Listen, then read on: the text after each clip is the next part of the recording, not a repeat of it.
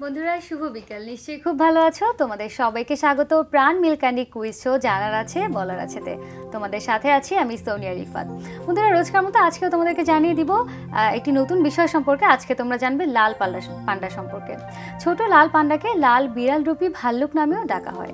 এর লালচে বাদামি লোমে ঢাকা ছোট শরীর এবং বেশ লম্বা একটি লেজের কারণে এদের এমন নামে ডাকা হয়।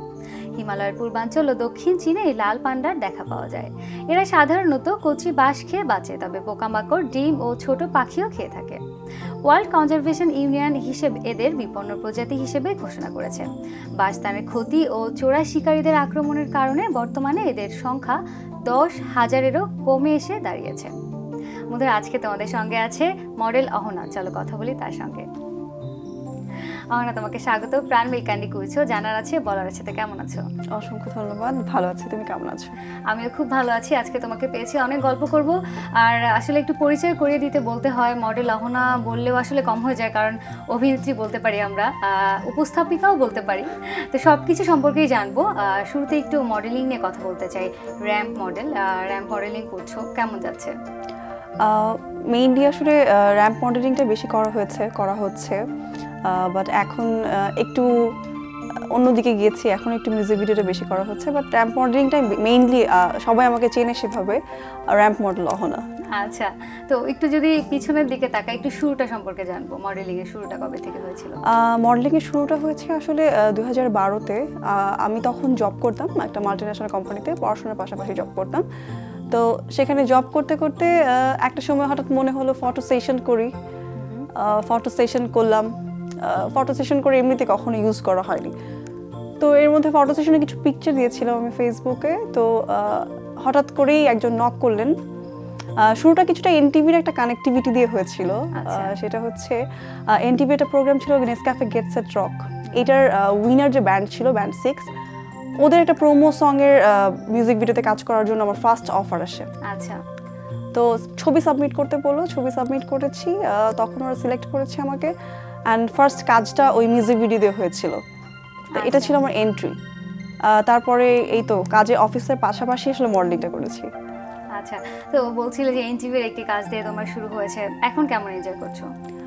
এখন অনেক বেশি এনজয় করছি, বিকজ এখন র্যাম্পের পাশাপাশি আমি ভিজুয়ালেও কাজ করছি, অ্যাঙ্করিং তো করছি, কিছু লাইভ প্রোগ্রামে অ্যাঙ্করিং করছি আসলে, যেটা হচ্ছে টিভি প্রোগ্রামের চেয়ে লাইভ প্রোগ্রামগুলোতে অ্যাঙ্করিং করা হচ্ছে বেশি। আর মিউজিক ভিডিওতে কাজ করছি, নাটকে কাজ করছি। আচ্ছা, একটু সবগুলো নিয়ে আমরা ডিটেইলে কথা বলবো, মিউজিক ভিডিও নিয়ে কথা বলবো, নাটক নিয়ে কথা বলবো। একটু র্যাম্প মডেলিং তাই আগে একটু মানে বলতে চাই কথা একটু ডিটেইলে, যে বলছিলে ফেসবুক থেকেই তোমার ছবি সিলেক্ট করা হয়েছিল বা তোমাকে কেউ একজন অফার করেছিল, মানে সেটা কি কোনো স্টিল ফটোশুট ছিল নাকি এমনি মোবাইল দিয়ে ছবি তুলে ফেসবুকে আপলোড করা হয়েছিল? আমার অবশ্যই একটা পোর্টফোলিও করেছিলাম, তো সেটা থেকেই আর কি কাজের অফারগুলো আসে। তারপর আস্তে আস্তে আমার রাকিব ভাই নামে একজন কোরিওগ্রাফার আছেন, ডিজাইনার উনি, প্লাস উনি আমাকে ফার্স্ট থেকে অনেক হেল্প করেছে।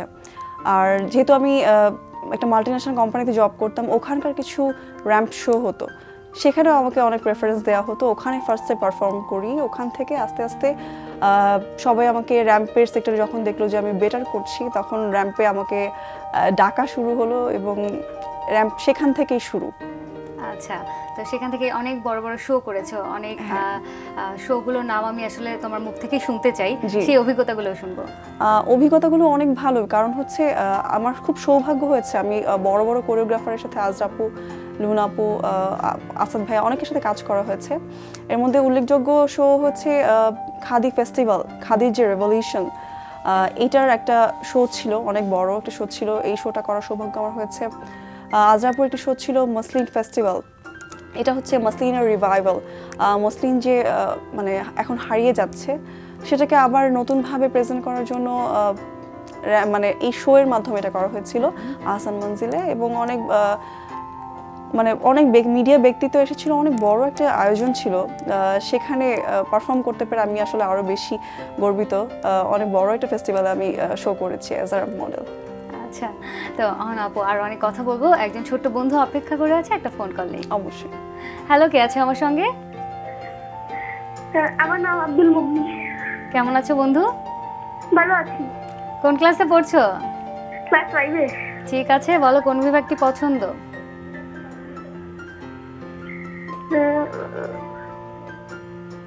খেলার মাঠ। খেলার মাঠ, ঠিক আছে। খেলার মাঠ থেকে প্রশ্ন করছি, তার আগে বলো কোন খেলা পছন্দ করো? ক্রিকেট খেলা। ক্রিকেট খেলা খেলো তুমি? হ্যাঁ। তাই, ঠিক আছে। প্রশ্ন করছি তোমার জন্য। প্রথম প্রশ্ন, তবে এটা ক্রিকেট সংক্রান্ত নয়, ফুটবল সংক্রান্ত। ওকে, ইংলিশ ফুটবল ক্লাব আর্সেনালের বর্তমান ক্যাপ্টেন কে?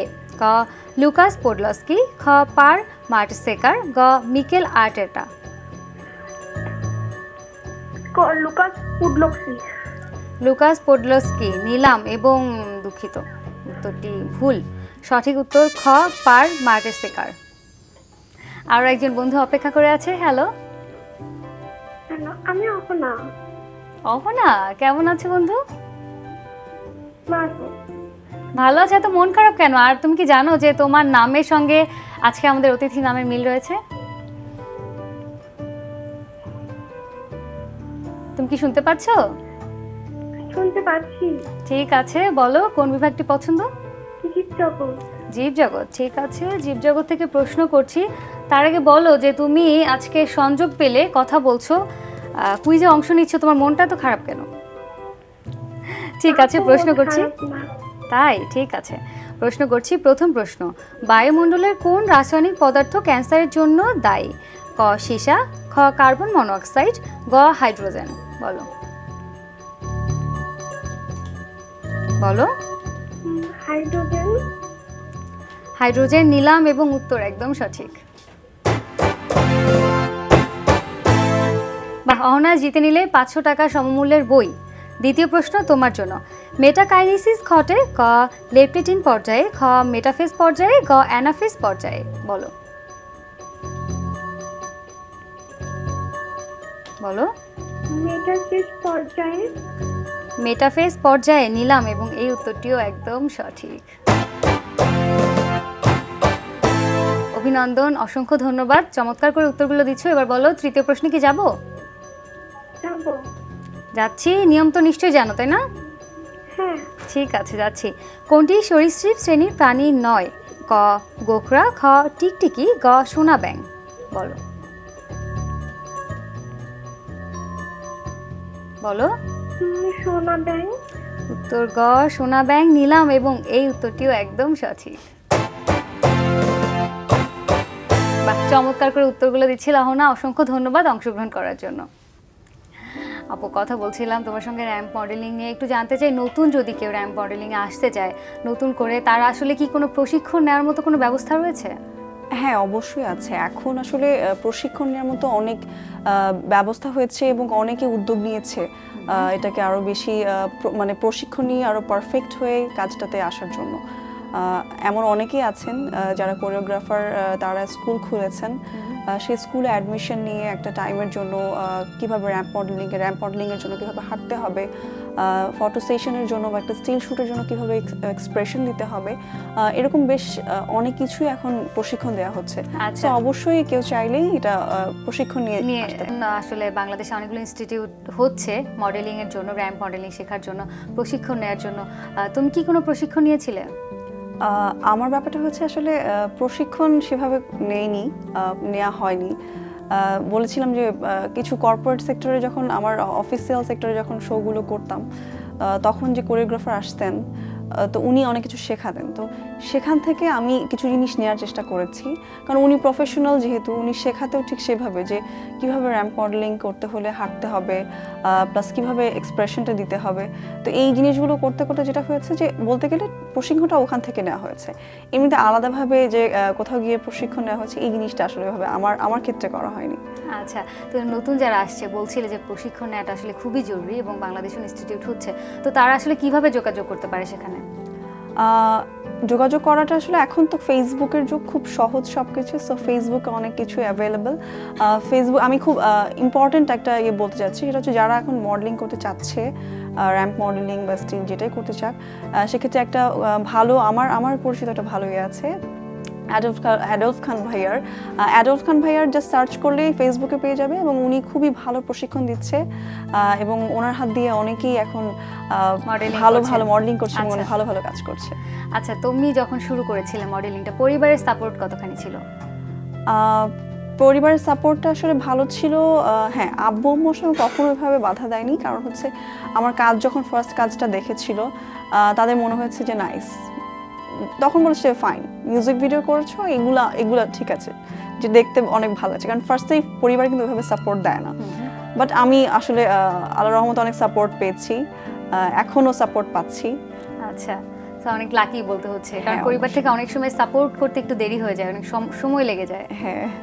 আচ্ছা, বলছিলে র্যাম্প মডেলিং নিয়ে একটু মিউজিক ভিডিওর দিকে যেতে চাই। বলছিলে বারবার যে মিউজিক ভিডিও করেছো, এবং আমি যতটুকু জানি খুব রিসেন্টলি ঈদ উপলক্ষে তোমার 3টি মিউজিক ভিডিও আসছে, সেগুলো নিয়ে একটু কথা বলবো। হ্যাঁ, আমি ঈদ উপলক্ষে রিসেন্টলি 3টা মিউজিক ভিডিও শ্যুট করেছি। 3টা মিউজিক ভিডিওর মধ্যে উল্লেখযোগ্য, 3টি আসলে অনেক উল্লেখযোগ্য। এহসান রাহিব ভাইয়ার এক সিঙ্গার, ওনার সাথে একটা গান করেছি, সেখানে উনি আমার কো আর্টিস্ট ছিলেন। এবং কাজী শুভ ভাইয়ার একটা গান করেছি, এবং শহীদ ভাইয়ার একটা গান করেছি। রিসেন্টলি এই 3টা গান করেছি। ঈদের আগে আশা করছি 2টো কনফার্ম অন এয়ার হয়ে যাচ্ছে। কাজী শুভ ভাইয়ার এবং এহসান রাহিব ভাইয়ার 2টো গান আসছে। আচ্ছা, কোথায় শুট করেছো? শুট করেছি আসলে 3টা গানে শুট করতে আমরা অনেক দূরে গিয়েছি। সাজেক গিয়েছিলাম, সাজেকে গিয়েছি, সেখান থেকে কক্সবাজার গিয়েছি, 2টো লোকেশনে শুট করেছি। অনেক কঠিন একটা সিচুয়েশন ছিল আসলে, মাঝখানে অনেক গরম পড়েছে, গরমের মধ্যে এত 3000-4000 ফিট উপরে উঠে খালি পায়ে শুট করেছি। ভালো লেগেছে আসলে, কাজটা যখন অনেক ভালো হয়েছে, যখন দেখেছি মনে হচ্ছে না কষ্টটা সার্থক হয়েছে। হ্যাঁ, খুব ভালো কাজ হয়েছে, আশা করছি দর্শকদের ভালো লাগবে এবং সবাই পছন্দ করবে। আচ্ছা, এর আগেও তো মিউজিক ভিডিও করেছে, সেগুলো রিলিজ হয়েছে, সেগুলো সম্পর্কে একটু জানবো যে কেমন সাড়া পেয়েছিলে? হ্যাঁ, আমার আগের মিউজিক ভিডিওগুলো আমি মিউজিকের সাথে আসলে কাজ করেছি বেশি। আমার অসংখ্য ধন্যবাদ তাদেরকে। আর সেখানে আমি উল্লেখযোগ্য যে কাজটা আমার হয়েছে, আমার একটা ড্রিম ছিল শ্রদ্ধেয় সিঙ্গার আসিফ আকবরের সাথে একটা গান করার, এবং আমার সৌভাগ্য হয়েছে আমি ওনার সঙ্গে একটা গান করেছি। ওনার খুব পপুলার একটা গান এক্সপ্রেম, এই গানটাতে উনি আমার কো আর্টিস্ট ছিলেন এবং আমি ওনার সাথে ছিলাম। অসাধারণ একটা কাজ হয়েছে। এটা বেশ অনেক দিন আগে রিলিজ হয়েছে। আচ্ছা, ইউটিউবে রিলিজ হয়েছে? হ্যাঁ। আচ্ছা, সেখান থেকে সাড়া কেমন ছিল? অবশ্যই আপনি জানেন আসিফ আকবরের গান, সো অনেক বেশি পপুলারিটি, ওনার কারণে হয়তো আমার বেশি এত হয়েছে, অনেক সাড়া পেয়েছে। এক্স্যাক্টলি। আচ্ছা, পার্সোনালি যখন কেউ প্রশংসা করেছে যে না, গানটার পাশাপাশি যিনি আসলে মডেলিং করছেন তাকেও ভালো লাগছে? হ্যাঁ, অবশ্যই, সেটা তো অবশ্যই পেয়েছি। সেজন্য আমি very glad to the viewers. অনেক ভালো একটা কাজ হয়েছে। উনিও আসলে আমাকে অনেক সাপোর্ট করেছিলেন কাজের সময়। শ্রদ্ধেয় মানুষ, অনেক অভিজ্ঞতা নিয়েছি ওনার কাছ থেকে। আচ্ছা আপু, আরো কথা বলবো, তার আগে একটা ফোন কল নিচ্ছি। অবশ্যই। হ্যালো, কে আছে আমার সঙ্গে? আপু, ফাতেমা। ফাতেমা, কেমন আছো বন্ধু? জি আপু, ভালো, আপনি কেমন আছেন? আমিও খুব ভালো আছি। কোন ক্লাসে পড়ো? ক্লাস 9 এ। কোন বিভাগটি পছন্দ, ঝটপট বলে ফেলো। আপু, জানা অজানা। ঠিক আছে, জানা অজানা থেকেই প্রশ্ন করছি তোমার জন্য। প্রথম প্রশ্ন, চিকিৎসা সেবায় অনন্য ভূমিকা রাখায় এবছর স্বাধীনতা পদক লাভ করেছেন কে? ক ডাক্তার মোহাম্মদ রাফি খান, খ ডাক্তার প্রাণগোপাল দত্ত, গ ডাক্তার ফজলুল হক। বলো। আপু, অপশন ক ডাক্তার মোহাম্মদ রাফি খান। অপশন ক ডাক্তার মোহাম্মদ রাফি খান নিলাম, এবং উত্তর একদম সঠিক। জানার জন্য আরো বলে দিচ্ছি, তিনি ডাক্তার এম.আর. খান নামেই বেশি পরিচিত। অভিনন্দন বন্ধু। এবার দ্বিতীয় প্রশ্নে যাচ্ছি তোমার জন্য। ফেলুদা ও প্রফেসর শঙ্কু চরিত্র দুটির স্রষ্টা সাহিত্যিক চলচ্চিত্র নির্মাতা সত্যজিৎ রায়ের জন্ম ক 2 মে 1921, খ 2 এপ্রিল 1920, গ 2 ফেব্রুয়ারি 1919। বল। আপু, অপশন ক 2 এপ্রিল 1920। 2 এপ্রিল 1920 নিলাম, কিন্তু দুঃখিত বন্ধু, উত্তরটি ভুল। সঠিক উত্তর ক 2 মে 1921। তিনি কলকাতায় জন্মগ্রহণ করেন। আপু মিউজিক ভিডিও নিয়ে কথা বলছিলাম, অনেক সাড়া পেয়েছো। আমি প্রথমেই বলেছি যে তোমার আসলে অনেকগুলো পরিচয় রয়েছে, মিউজিক ভিডিওর পাশাপাশি উপস্থাপনাও করেছো, সেই প্রোগ্রামগুলো সম্পর্কে শুনবো। উপস্থাপনা আসলে টিভি চ্যানেলে আমি আসলে খুব কম করেছি, বাট এশিয়ান টিভিতে করেছিলাম, একটা প্রোগ্রামে অ্যাঙ্করিং করেছিলাম বেশ কিছুদিন। পাশাপাশি হচ্ছে বিভিন্ন রকম প্রোগ্রাম, যেটা যমুনা ফিউচার পার্কে অনেক প্রোগ্রাম হচ্ছে, সেগুলো বড় বড় প্রোগ্রামে অ্যাঙ্করিং করেছি, প্লাস মুভির মহরত, এইসব অনেক প্রোগ্রামে অ্যাঙ্করিং করা হয়েছে। আচ্ছা, তো ওই জায়গাটা আসলে ভালো লাগার জায়গা ছিল। আচ্ছা, কেমন উপভোগ করো? ভালো লাগে আসলে। আচ্ছা, অনেকগুলো পরিচয় আমরা একের পর এক পাচ্ছি, আমার একটু জানতে ইচ্ছে করছে আসলে কোন জায়গাটা তুমি বেশি স্বাচ্ছন্দ্য বোধ করো? র্যাম্প মডেলিং, নাকি তুমি মিউজিক ভিডিওগুলো করছো সেখানে বেশি স্বাচ্ছন্দ্য বোধ করো, নাকি উপস্থাপনাতে? আমার সবচেয়ে বেশি পছন্দের জায়গা হচ্ছে র্যাম্প মডেলিং, এবং তার পাশাপাশি আরও একটা ভালো জায়গা হচ্ছে মিউজিক ভিডিওর কাজ, কারণ এখানে আমার কাজের স্কোপটা অনেক বেশি থাকে, নিজের অনেক কিছু এক্সপ্রেস করা যায়, শেখারও অনেক কিছু থাকে। সো এবং সাড়া পাওয়া যায়, সরাসরি একটা যে রেসপন্স পাওয়া যায় দর্শকের কাছ থেকে। সো এই জন্য মিউজিক ভিডিওটা এখন আমি খুব বেশি এনজয় করছি। আচ্ছা, একটু টিভিসি নিয়ে কথা বলতে চাই। টিভিসিও করেছো, তো সেটা আসলে কি ছিল?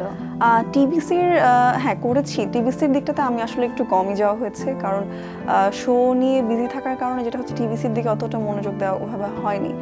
বাট আমার একটা উল্লেখযোগ্য টিভিসি আছে, কণিকা জুয়েলার্সের একটা টিভিসি করেছিলাম লিড কাস্টে, খুব ভালো একটা কাজ ছিল।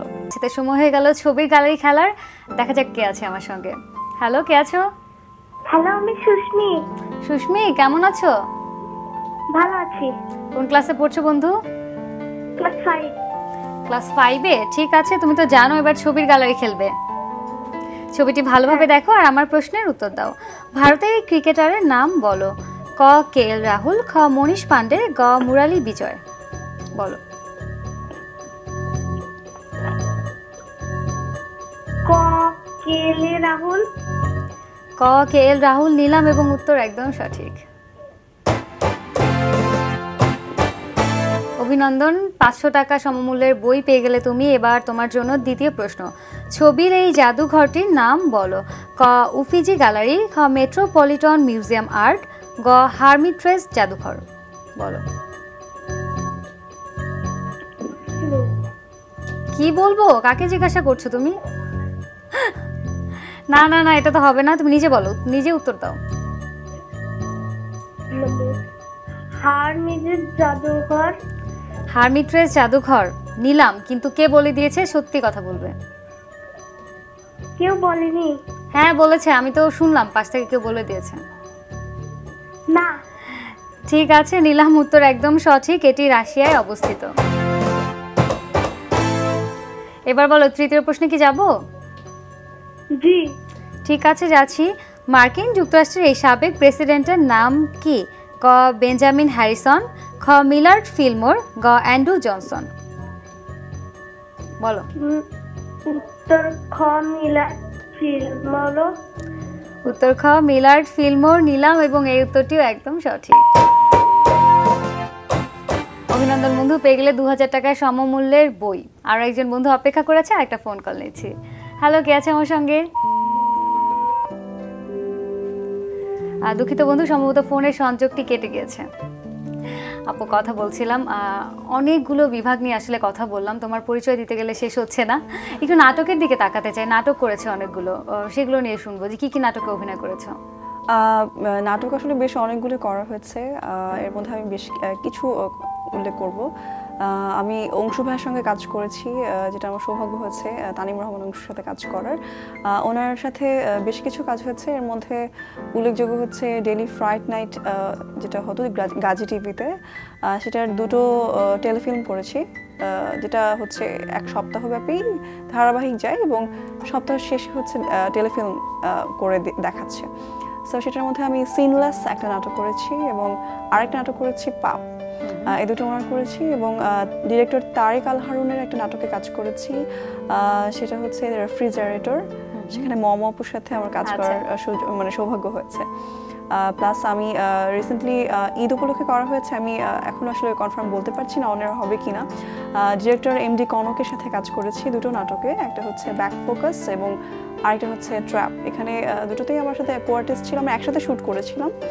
এবং আমার সাথে কোয়ার্টিস্ট ছিল এখন নায়িকা হিসেবে পরিচিত বেশি সায়লা সাবি আছে, নাভিদ মুন্তাসির এবং আলভি মামুন, এবং আমরা 4জন কাস্টিংয়ে ছিলাম।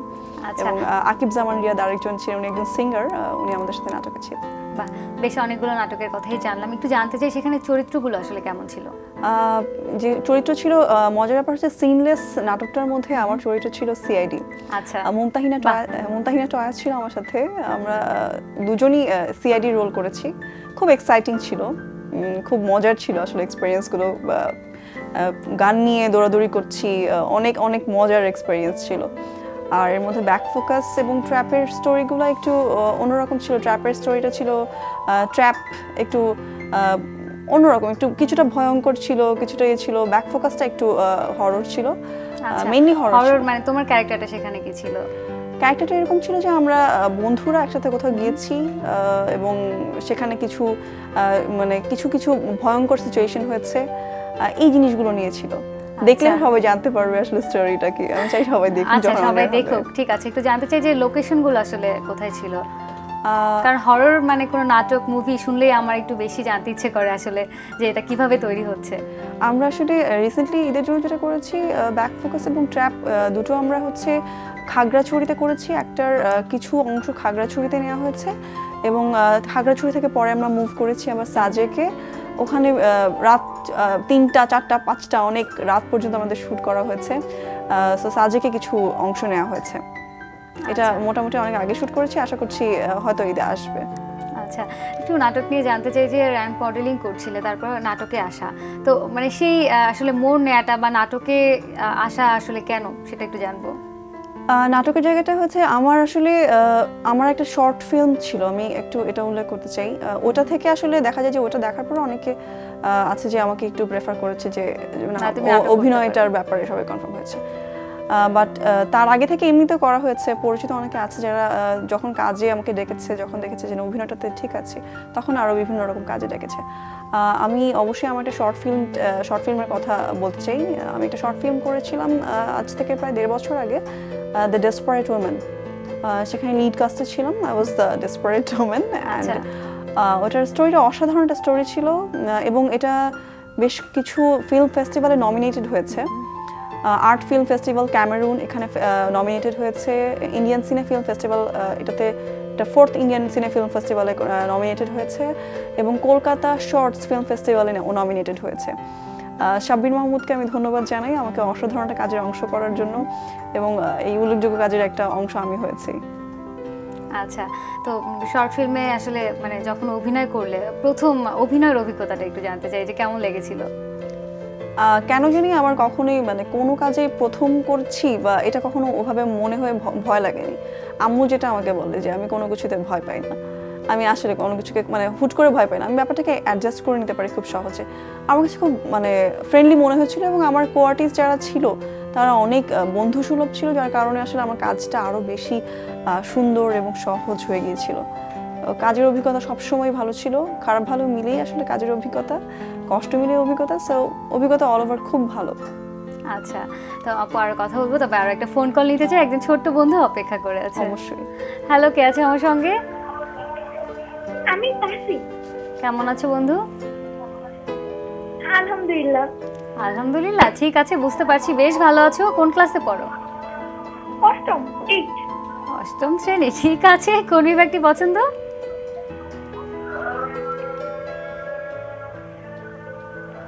বলো কোন বিভাগটি পছন্দ? জীবজগৎ। জীবজগৎ, ঠিক আছে। জীবজগৎ থেকে তোমার জন্য আমি প্রশ্ন করছি। প্রথম প্রশ্ন তোমার জন্য, কোন স্তরের জীব সবচেয়ে বেশি শক্তি ব্যবহার করে? ক চতুর্থ স্তরের, খ তৃতীয় স্তরের, গ উৎপাদক। বলো।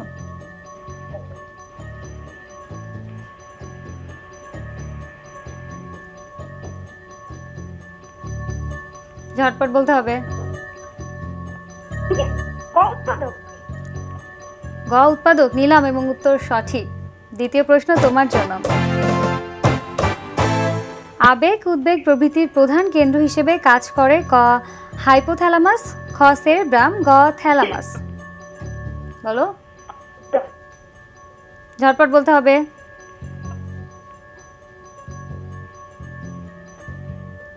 সঠিক উত্তর ক হাইপোথ্যালামাস। আপু কথা বলছিলাম আর অভিনয় নিয়ে, তুমি স্টিল ফটোশুটও করেছো অনেক, সেগুলো নিয়ে একটু জানবো। আসলে র্যাম্পের জায়গাটাই অনেক বেশি থাকার কারণে আমার স্টিলের কাজগুলো একটু কম হয়েছে, বাট হ্যাঁ করা হয়নি তা না, অবশ্যই অনেক কাজ করেছিও। এর মধ্যে আমি রিসেন্টলি এনটিভি দিয়ে শুরু করতে চাই, এনটিভির প্রোগ্রাম রূপচাঁদা সুপার শেফ, এটার ব্র্যান্ড মডেল ছিলাম আমি। হ্যাঁ, এই কাজটা করা হয়েছে, এটা খুব ভালো, এনটিভির সাথে ওতপ্রোতভাবে জড়িত। এবং আলবিরাস বিউটি পার্লার, আলবিরাস এখন ভালো একটা বিউটি পার্লার, ওখানকার কাজ করা হয়েছে, যাত্রার কাজ করা হয়েছে। এবং আমরা মাঝে মাঝে পত্রিকা খুললে তোমার ছবিগুলো আসলে দেখতে পাই। হ্যাঁ, আসলে অনেকগুলো লিড কাভারে গিয়েছে আমার ছবি আসলে। আচ্ছা আপু, আসলে অনেক গল্প করলাম, একটু খুব সংক্ষেপে জানতে চাই যে অনেকগুলো সেক্টরে কাজ করছো, ভবিষ্যতে কোনটা নিয়ে এগিয়ে যাওয়ার ইচ্ছা আছে? ভবিষ্যতে আসলে এখন মনে হচ্ছে মিউজিক ভিডিওর জায়গাটা বেশি ভালো লাগছে এবং র্যাপের জায়গাটা ভালো লাগছে। আপু অসংখ্য ধন্যবাদ, অনেক আসলে গল্প করার ইচ্ছে ছিল, খুব ভালো লাগলো আজকে গল্প করে। প্রোগ্রাম এখানে শেষ করতে হচ্ছে, সময় শেষ। অনেক ধন্যবাদ এনটিভিকে সময় দেওয়ার জন্য। ধন্যবাদ আপনাকে। বন্ধুরা, তোমরা দেখছিলে প্রাণ মিল্কানি কুইজ শো, জানার আছে বলার আছে, শেষ করতে হচ্ছে। তবে যাবার আগে একটি বিশেষ ঘোষণা। প্রিয় দর্শক শ্রোতা, বিশ্বের যে কোনো প্রান্ত থেকে যে কোনো সময় এনটিভিতে সম্প্রচারিত সংবাদ ও অন্যান্য সকল অনুষ্ঠান উপভোগ করতে ভিজিট করুন আমাদের পূর্ণাঙ্গ ওয়েব পোর্টাল www.ntvbd.com-এ। আজকের মতো এখানেই বিদায় নিচ্ছি, সবাই অনেক ভালো থাকবে, সুস্থ থাকবে, আল্লাহ হাফেজ।